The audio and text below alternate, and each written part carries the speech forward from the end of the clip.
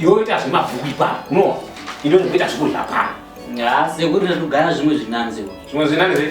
zvangu ndala kutombosiya zvenhingirikini izvi ndiende zvangu kuyo ndibve kuuniversity of Zimbabwe ndiende kuUZ sekuri kuna vanhu vari kuuniversity of Zimbabwe oenda kuUZ kuUZ ndona mukurinani kana mukatarisa tina achizeti akabva ikoko kuuniversity of Zimbabwe akaenda kuUZ izvi zvakutoimba ukatosvika paYouTube utosubscribe kuna mavhidhiyo ake nemizvinhu dzake dzese tina achizeti unopenga here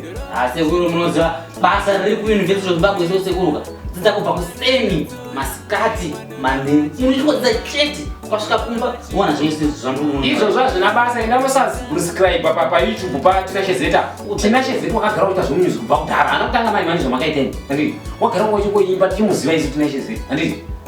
akatanga achimba batika inini unozvada kuita ukaenda kuchipinge kwese kumasamba kuti kwese wandoziziva kuti chitina chezeta iyo zuva wanga kuchimani mani waenda unotonera chimani mani anozvo ukati paYouTube izvo kuti tina chezeta kana paTV peda anongobuda izvo anditi saka iwewe zvoita zvekuti ita zvechikoro kana wana zvanetsa ndokutransfer kubva